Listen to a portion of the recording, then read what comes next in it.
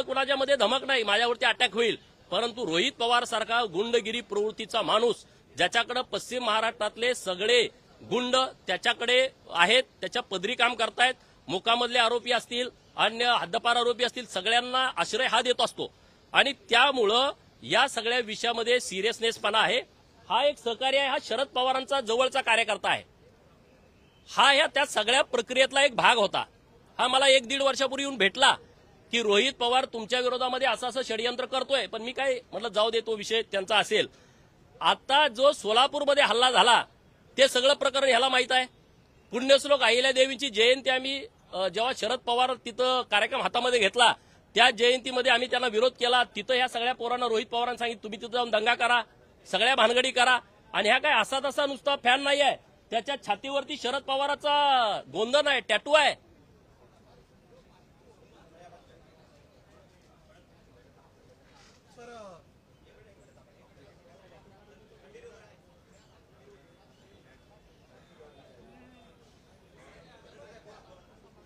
म्हणजे हे घाणेरडं काम किती सुरू आहे हे मला वर्षभरापूर्वी भेटले होते। पिंपरी चिंचवडला मी कार्यक्रमाला गेलतो, यांची माझ्या अगोदर ओळख पण नव्हती, परंतु हे माझ्याकडे आले की तुम्हाला धोका आहे, तुमच्या विरोधामध्ये रोहित पवार मोठं षडयंत्र रचतोय, सुप्रिया सुळे षडयंत्र रचतायत, माणूस फोडणारा त्याच्याही छातीवरती टॅटू आहे, आणि ह्यांचं प्लान धनगराची माणसं पुढे करा, म्हणजे गोपीचंद पडळकरला धनगराचा विरोध आहे।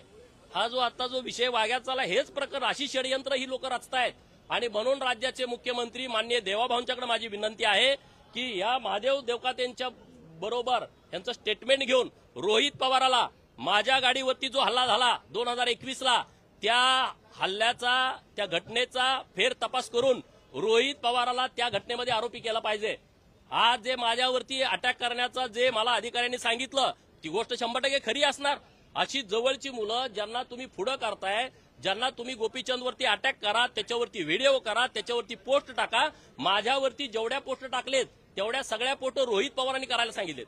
हे अशा पद्धतीने व्हिडिओ करा, अशा पद्धतीने आरोप करा, आणि जयंतीच्या कार्यक्रमात जाऊन दंगे करा, जिथं कुठं धनगर समाजाचा कार्यक्रम आहे तिथं जाऊन तुम्ही दंगे करा, ही तुमची वृत्ती।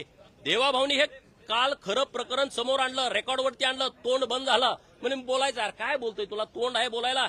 जो आजोबाचा विषय आहे तोच हा पुढे चालवतोय, आणि या विषयामध्ये आम्ही शांत बसणार नाही, या विषयाला सातत्याने आम्ही विरोध करू। म्हणून सरकारकडे 2 मागण्या आहेत। सातारच्या प्रकरणामध्ये या दोघांना सहआरोपी करा, तिघांना सहआरोपी करा, त्यांच्यावरती गुन्हा दाखल करा, आणि सोलापूरमध्ये माझ्या गाडीवरती जो हल्ला झाला त्या हल्ल्याचा नीटपणे तपास करा, याचं स्टेटमेंट घ्या, आणि रोहित पवाराला त्या गुन्ह्यामध्ये सहआरोपी करा, कारण महाविकास आघाडीचं सरकार होतं, त्यांनी त्यांना पाहिजे तसा तपास त्या प्रकरणाचा केलेला आहे।